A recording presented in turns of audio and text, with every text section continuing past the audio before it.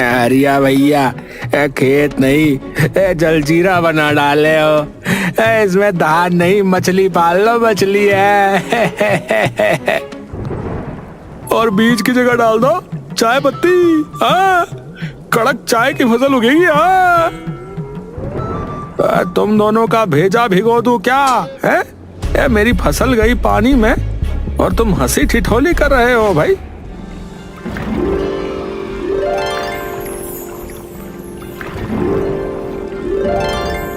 बापू देखो, खेत में टाइटैनिक चला रहा हूँ। पिंटू, खेत में टाइटैनिक नहीं, तेरा बाप डूबा है करज में। चल भाग यहाँ से। पास ही चाय वाला रमेश स्टोव पर चाय चढ़ाए खड़ा है। अरे भैया, बारिश ने तो आपकी किस्मत धो डाली। सुना है बैंक वाले चिट्ठी भेज रहे हैं। भेज रहे हैं नहीं, भेज चुके हैं भैया। अगली बार शायद चिट्ठी नहीं, ट्रैक्टर उठा ले जाएं। काश मैंने इतने बड़े सपने ना देखे होते। कुछ महीने पहले। अरे सुनो सुनो गांव वालों, अरे मेरी फसल पक चुकी है भैया। अरे वंशी काका, अरे बस 1-2 दिन में फसल कटेगी है। बाजार में फसल बिकने के बाद मेरी तरफ से सबको दावत है भैया। गांव वाले खुश होते हैं, लेकिन ठाकुर नहीं। ठाकुर रमेश और बल्लू को बोलता है। क्या कहा? अगर इसकी फसल बिक गई तो तुम दोनों का क्या होगा? सोचो, तुम दोनों बस फसल बोते रहे और देखो फल ये ले गया। रमेश और बल्लू का चेहरा मायूस हो जाता है और ठाकुर वहां से चला जाता है। अगले दिन सुबह हरिया अपने घर में सो रहा है, तभी उसको बूंदाबांदी की आवाज आती है। हरिया उठकर देखता है तो हैरान रह जाता है, क्योंकि बारिश बहुत हो चुकी है। उसकी आधी फसल पानी में डूब चुकी है।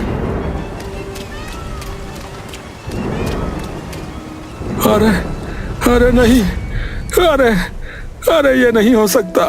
अरे नहीं नहीं नहीं, मैंने कर्ज लेकर ये फसल बोई थी। नहीं।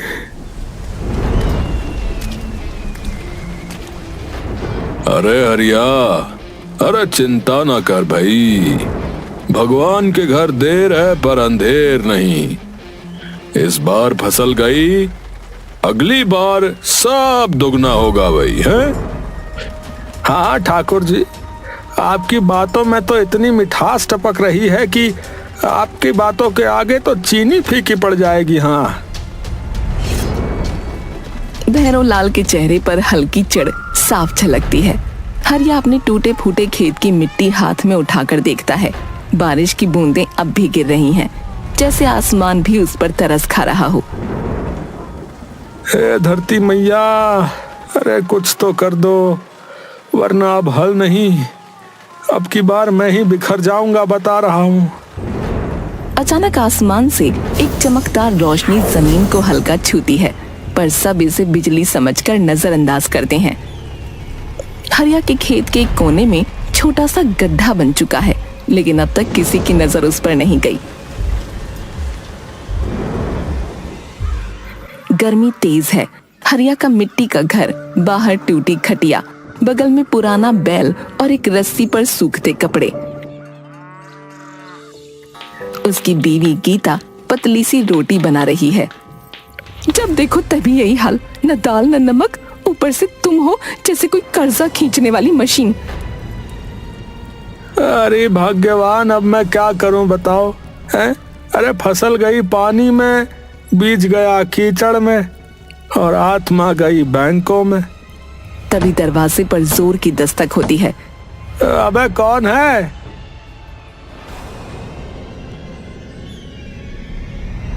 हरिया, छुपने से कर्जा माफ नहीं होता भाई, बाहर निकल।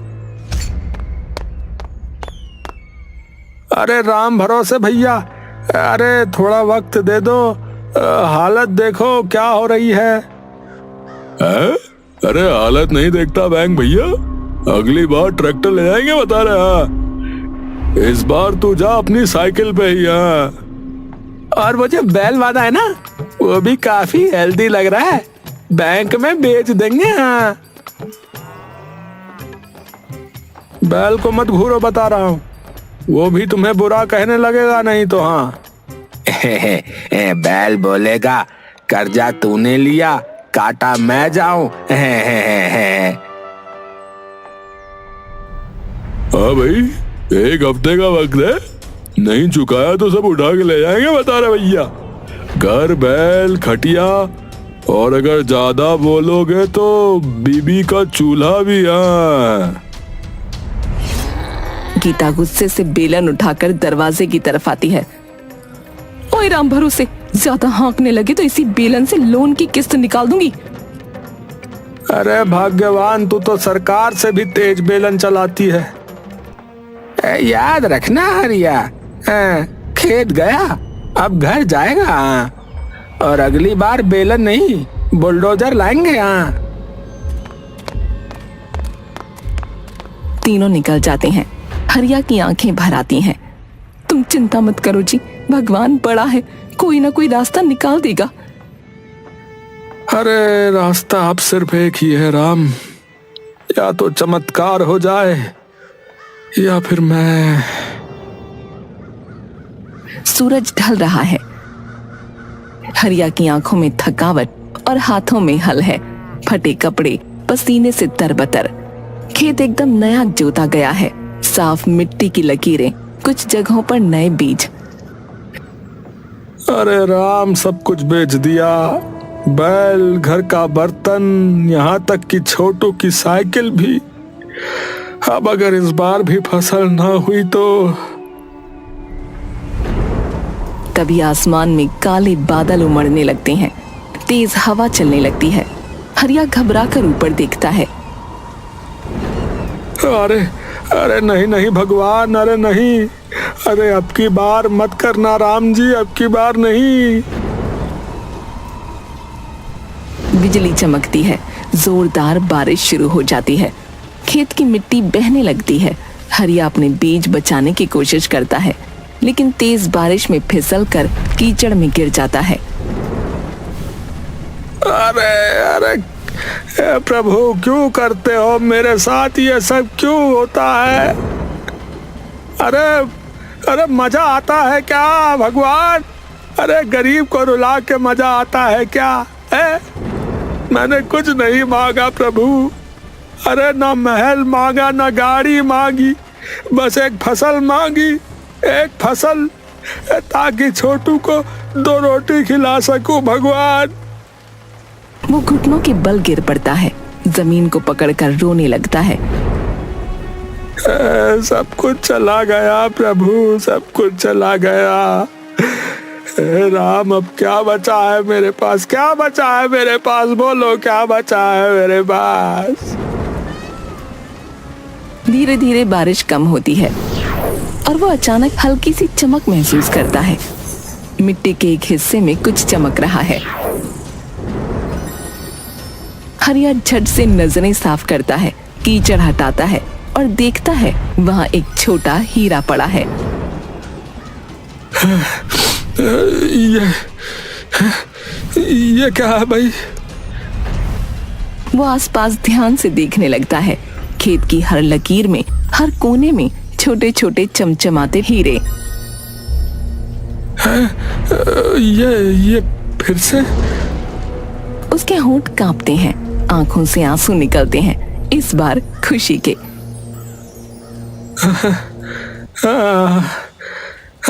तुमने सुन लिया, सच में सुन लिया प्रभु, सच में सुन लिया प्रभु। हे भगवान, तुम बड़े चालाक हो, हैं? अरे पहले डराओ फिर दुगना दे दो, हैं? वो मिट्टी से हीरा उठाता है और अपने सीने से लगाता है। इस बार मैं संभाल लूंगा। धन्यवाद प्रभु, धन्यवाद। अब कोई मुझसे यह नहीं छीन पाएगा। हाँ। हरिया का खेत अब हीरों की मखमल जैसी जमीन बन चुका था। उसके आसपास टप टप करती चमचमाती बूंदें गिर रही हैं। अगर यह असली निकला तो भैया जिंदगी बदल जाएगी, और अगर नकली निकला तो बैल भी सपना रह जाएगा। गांव की गलियां। हरिया चुपचाप लोगों से बचते हुए सुनार की दुकान की तरफ बढ़ता है। पुरानी सी दुकान, एक छोटा सा कांच का काउंटर, अंदर बैठा है सोनू सुनार, गोल चेहरा, मोटी ऐनक और तौलिया गले में। भैया एक चीज दिखानी है। चांदी है क्या? आजकल सोना देखे हुए महीना हो गया भाई। हरिया इधर उधर देखता है और फिर गमछे से हीरा निकालता है, सामने रखता है। ओह माय गॉड, ये कहां से मिला? समुद्र के किनारे मछली पकड़ने गया था, वही मिल गया भाई। अरे बाबूजी, ये तो असली हीरा है। कम से कम 1 लाख का तो है ये। है क्या? 1 लाख? जी हाँ, एकदम जेन्युइन। मगर तुम्हें मैं 70,000 दे सकता हूँ अभी कैश में। ठीक है, दे दो। सोनू पैसे देता है।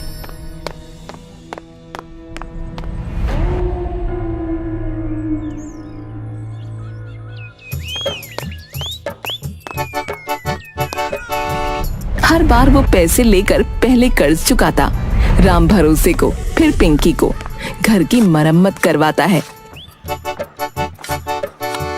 हरिया अब गांव में थोड़ा अच्छे कपड़े पहनने लगा है, लेकिन वो अभी भी सबके सामने सीधा सरल किसान ही बना रहता है।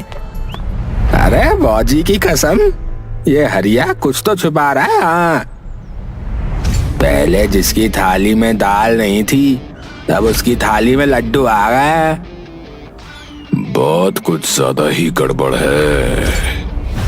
आजकल बहुत शहर जा रहा है, और आया भी तो नकाब लगाकर।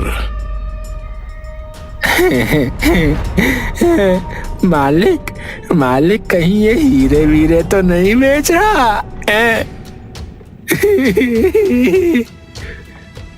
तीनों ठहाका लगाते हैं, लेकिन अब उनकी आंखों में जलन भी है और चालाकी भी।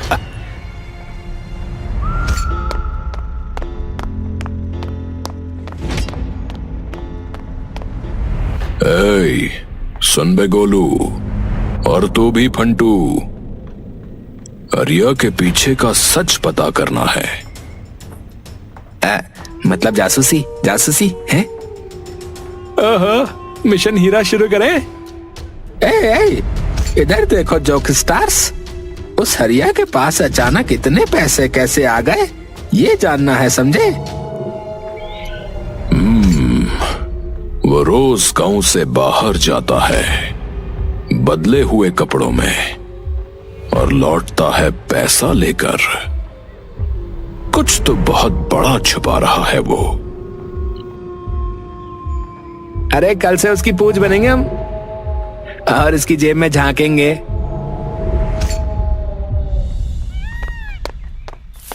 गोलू और फंटू झाड़ियों में छिपकर हरिया का पीछा करते हैं। हरिया खेत में मिट्टी कुरेद कर कुछ निकालता है। गोलू दूरबीन से देखता है। ए फंटू, वो क्या चमक रहा है बे? क्या चमक रहा है वो? है? क्या चमक रहा है? क्या? अबे हीरा यार। गोलू और फंटू हाँफते हुए वापस आते हैं। भैरव लाल, पिंकी और संजू सामने बैठकर इंतजार कर रहे होते हैं। मालिक, आपके खेत वाला हरिया हीरों का बाप बन गया है मालिक। अरे हीरे उग रहे हैं उसके खेत में जैसे मूंगफली। अब उसकी जमीन भी हमारी होगी, और हीरे भी। चलो दिखा दे उसे हम उसकी असली जगह। आज वो सब कुछ खोने वाला है।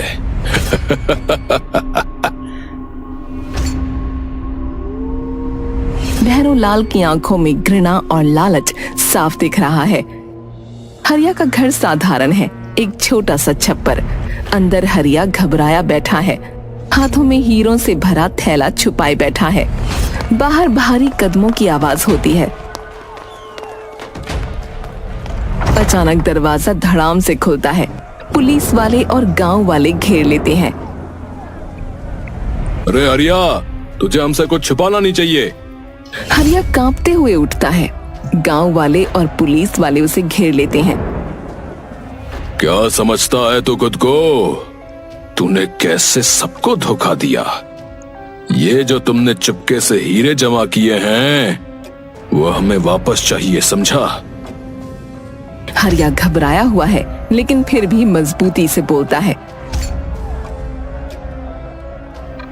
मैंने किसी को धोखा नहीं दिया। ये हीरे ये मेरे खेत में बरसने लगे थे, भगवान ने दिए हैं। अरे वाह, खेत में हीरे बरस रहे थे। क्या कहानी है हरिया भाई।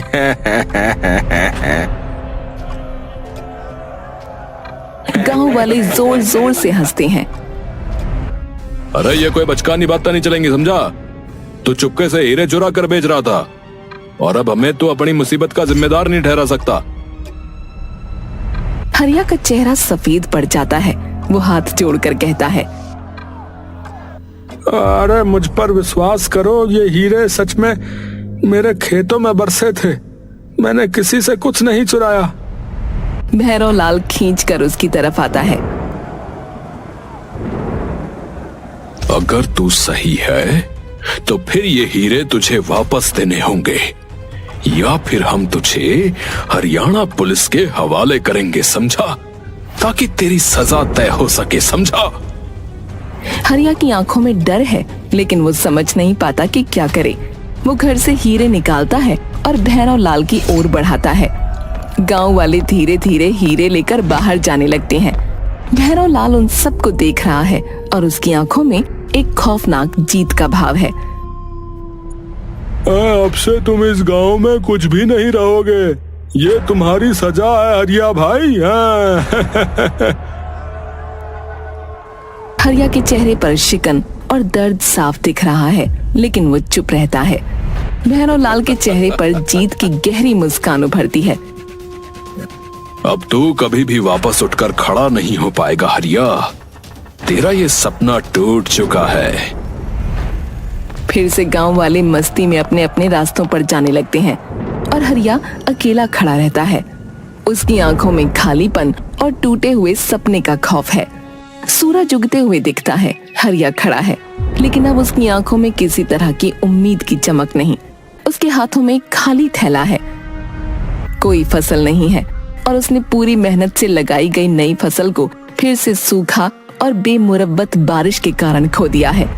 उसके चेहरे पर विफलता और थकान साफ दिख रही है। दूर से भैरव लाल, पिंकी और संजू आते हैं हंसते हुए और हरिया को ताना मारते हैं। हाँ हाँ, अब तेरे खेत में पानी की बारिश आ गई ना। हीरे तो अब नदारद हो गए। अब क्या करेगा तू? क्या खेती करेगा?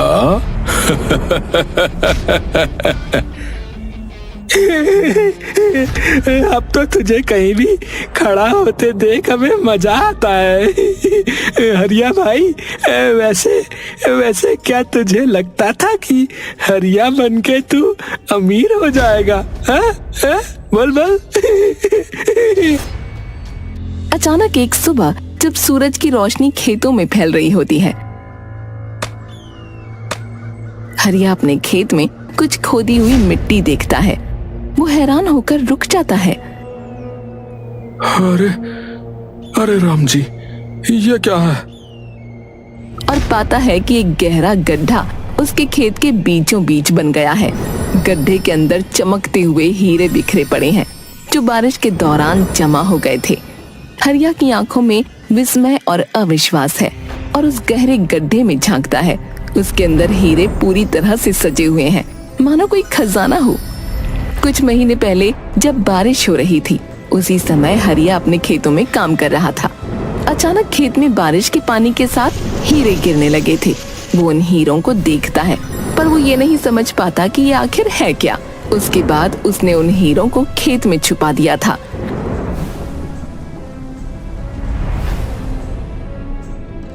हरिया गड्ढे के अंदर से हीरे निकालता है, एक एक करके। उसकी आंखों में आंसू आ जाते हैं, लेकिन वो खुशी से भरा हुआ है। वो महसूस करता है कि ये उसकी मेहनत का फल है। अंततः मेरे खेतों का असली खजाना मुझे मिल ही गया। यही है वो जो मुझे चाहिए था। हाँ, धन्यवाद प्रभु, धन्यवाद। वो धीरे धीरे बाहर आकर हीरे अपने हाथ में पकड़े हुए अपनी तकदीर को समझता है। जिसकी किस्मत में जो लिखा है उसे कोई नहीं छीन सकता। मेहनत और सच्चाई कभी ना कभी अपने फल जरूर देती है, चाहे वक्त कितना भी कठिन क्यों ना हो।